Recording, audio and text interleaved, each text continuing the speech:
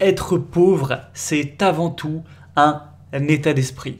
Les gens qui n'y connaissent rien à l'enrichissement personnel, à la finance personnelle, ils vont définir le terme riche comme quelqu'un qui possède beaucoup d'argent en patrimoine, et quelqu'un qui est pauvre, c'est juste quelqu'un qui possède peu, voire zéro en patrimoine. Et en soi, c'est vrai, sauf que faut savoir, c'est assez logique, que ce que tu possèdes en patrimoine, majoritairement, c'est juste le résultat de toutes les actions que tu as décidé de faire dans ta vie. Donc si dès ta jeunesse, dès ton adolescence ou tes 18 ans, tu as eu un état d'esprit qui t'a poussé à prendre des décisions de riche, et bien plus le temps va passer, quand on va te prendre quand tu as 24 ans, quand tu as 28 ans, quand tu as 36 ans, 46, etc., plus tu seras riche. Et si tu as un état d'esprit qui te pousse à être pauvre, tu vas faire des actions de pauvre, et si on te prend à 25, à 30, à 40, à 60, tu seras toujours pauvre. Donc évidemment, il y a le plan héritage, forcément tu peux hériter d'argent ou non, donc il y a des choses externes qui peuvent jouer dans cette balance. Le mec qui hérite de 3 milliards, il sera toujours plus riche s'il a un bon état d'esprit que le mec en général qui a un bon état d'esprit mais pas d'héritage. Mais malgré ces petits contre-exemples, en général, très très peu de gens ont des héritages de fou. La plupart des gens, ils n'ont pas grand-chose ou à la limite, des petites sommes. Tout est une question d'état d'esprit. Parce que, comme je l'ai dit, le schéma se répète et est simple. État d'esprit, décision, décision, action. Action égale résultat positif ou résultat négatif. Et je vais te donner quelques exemples pour que tu réalises comme ça, quelques traits d'esprit que en général les riches ont, que les pauvres n'ont pas. Et pour moi, peut-être le plus important, le plus capital, c'est le fait de penser à long terme. Quelqu'un de riche, en général, il va penser à long terme. Il va aller faire un prêt pour sa résidence principale qu'il va rembourser dans 25 ans. Donc le mec il fait un plan sur 25 ans. S'il a 25 ans aujourd'hui, c'est pour quand il aura 50 ans. C'est quand même vachement long terme. Le mec il va mettre de l'argent en bourse pour avoir vraiment des gros résultats dans 15 ans ou même 20 ans, 30 ans, etc. Donc il met de l'argent qu'il ne va pas toucher, qu'il va s'empêcher d'utiliser aujourd'hui pour du plaisir, en sachant que ça lui rapportera plus, mais pas dans 2 semaines ou dans un mois.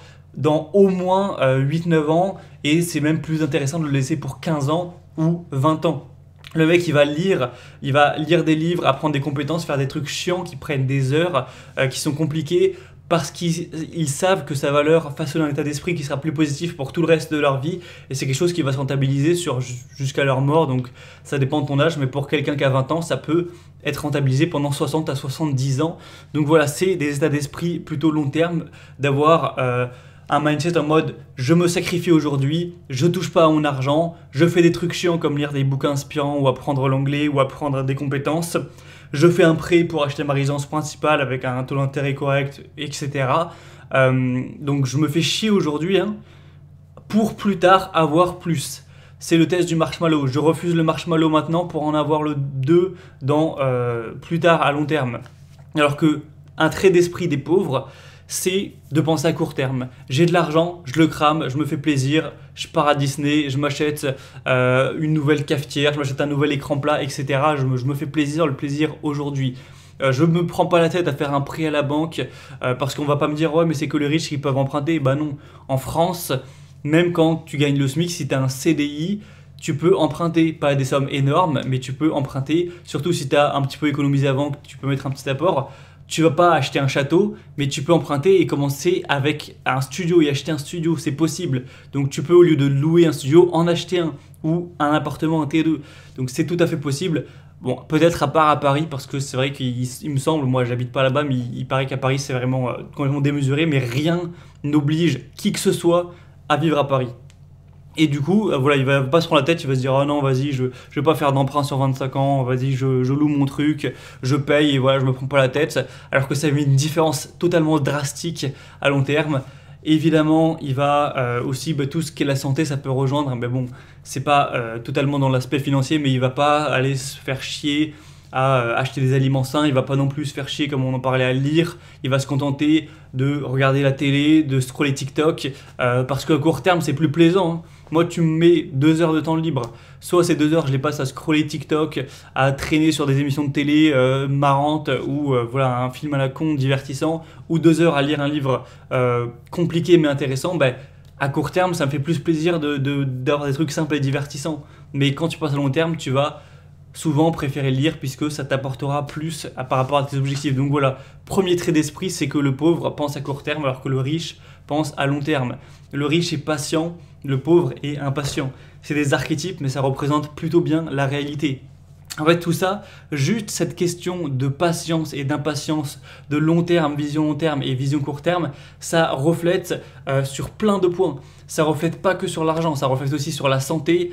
Le mec qui fume, c'est parce que à court terme, quand il est au lycée, il se dit « Ah, je vais fumer, je vais paraître un gros dur, je vais être stylé, je vais avoir plus de statut dans mon lycée et tout. » Donc il veut le bénéfice court terme sans penser au contre-coup long terme et il va choisir de fumer. Le mec qui a un mindset plus riche, et c'est pas vraiment de l'intelligence, c'est vraiment aussi un état d'esprit sans parler de QI. Il va se dire ok, c'est vrai, si je me fumer, je vais paraître pour le petit dur, c'est cool, mais ça va niquer ma santé, je pèse le pour et le contre, décision rationnelle, je choisis de ne pas fumer. Et ceux qui décident de fumer n'ont pas eu la force de calcul, ou ils n'ont même pas essayé d'employer la force de calcul pour peser le pour et le contre. Ils ont eu une défaillance, on va dire. Et pareil pour le fait de manger sale. Alors qu'il pourrait, tout le monde, pour le coup, là, il n'y a pas de justice, de certains, de la chance, héritage, non. Tout le monde, ou en tout cas 99% des gens, à part ceux qui ont peut-être des maladies rares, peuvent être avec un IMC correct, peuvent être, quand je dis sec, c'est pas sec, strié à 7% de matière grasse, mais tout le monde peut être sec. Donc pour les hommes, être par exemple entre 10 et 15%, imaginons, de matière grasse, être relativement musclé, en gros avoir un corps athlétique sans être un bodybuilder, j'entends bien, tout le monde peut. Il n'y a pas un homme, à part, allez, 1%, il n'y a pas 99% des hommes, tous peuvent avoir un corps musclé et propre, tous. Et pourtant, quand tu vas dans la rue, est-ce que tous non? Non. Il y en a quoi? Il y en a peut-être, je sais pas, 10% ou 20%, j'en sais rien. Parce que c'est des gens qui, ils aimeraient avoir ce corps-là s'ils pouvaient claquer des doigts, mais ils sont pas prêts à poser les actions long terme, donc ils n'ont pas la discipline, et la discipline c'est sûrement un deuxième trait d'esprit, riche vs pauvre. Les riches ont la discipline, ça rejoint aussi la patience et la vision long terme, ils ont la discipline d'effectuer des actions qui n'apportent pas un bénéfice direct, genre la musculation, genre, comme on en a parlé, lire ou apprendre un instrument de musique, etc., toujours pour le long terme, alors qu'un pauvre, en général, il va se dire « Oh, faire de la muscu, oui, j'aimerais être musclé, mais aujourd'hui, la flemme, aujourd'hui, je veux du plaisir, aujourd'hui, je veux des choses pour moi, etc. » Et en fait, quand tu vois les choses comme ça, tu te dis « Ça paraît un peu gros, attends, juste parce que quelqu'un est impatient, il va être pauvre toute sa vie, et juste parce que quelqu'un est patient, il va être riche, genre juste cette qualité, ça va quasiment tout changer et faire qu'un mec il va avoir 4 millions ou 40 millions et l'autre il est pauvre toute sa vie, tu te foutrais pas un peu de ma gueule, Gabriel? Eh bien non, parce que c'est avec l'effet boule de neige, le mec qui est patient au début, ça change pas tellement. Oh ok, au lieu d'avoir 0 € d'épargne, il a 10 000 euros. En fait, on s'en fout, le mec à 10 000 euros, il est pauvre aussi. Sauf que, en fait, ça continue comme ça pour toute sa vie. Donc il a 10 000 euros, il met en bourse, ça grossit. Ensuite, il va faire un prêt pour acheter un appart avec un peu d'apport, etc. Et il va commencer à rembourser le prêt. Ensuite, peut-être qu'il va avoir la discipline de gagner plus, ou alors la patience de faire des études plus poussées, d'être plus spécialisé, donc d'avoir un taux horaire plus élevé. Donc il va pouvoir faire peut-être un deuxième prêt pour acheter un appart et faire du locatif. Sa bourse, elle va continuer, enfin la bourse va continuer à monter pendant ce temps-là, etc. Du coup, peut-être qu'il va avoir un patrimoine conséquent, il va pouvoir faire un troisième prêt, machin, commencer à rembourser le premier. Et tout ça, ça fait un engrenage qui dure 25 ans, qui dure 30 ans, etc. Et tu te retrouves avec un mec qui a commencé au même plan que le deuxième, qui se retrouve à avoir parfois des dizaines de millions, juste parce qu'il a fait les bonnes décisions, qu'il était patient, alors que l'autre est à zéro. Pas parce qu'il était moins intelligent, forcément, ou juste parce qu'en fait, il était dans un mindset court terme. Tu aurais juste changé l'état d'esprit, je te garantis que le deuxième aurait pu, lui, également, devenir riche. Donc voilà, je voulais que tu gardes ça en tête.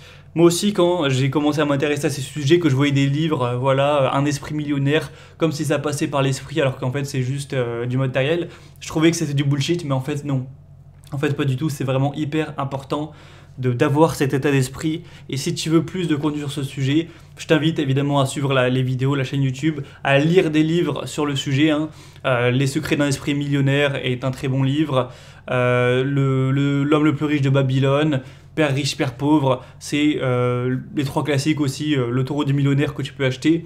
Et aussi, sache que pour les gens qui regardent la vidéo à sa sortie, ce dimanche, donc pour Noël, pour le dimanche 25 décembre 2022, un email de ma part sortira où ce sera 11 actions de pauvres. Donc pour rentrer plus en profondeur sur ce sujet, pour te démontrer encore plus à quel point c'est puissant, mais avec des exemples très concrets de la vie quotidienne, je vais te montrer 11 actions de pauvres. Au moins tu pourras découvrir cet email.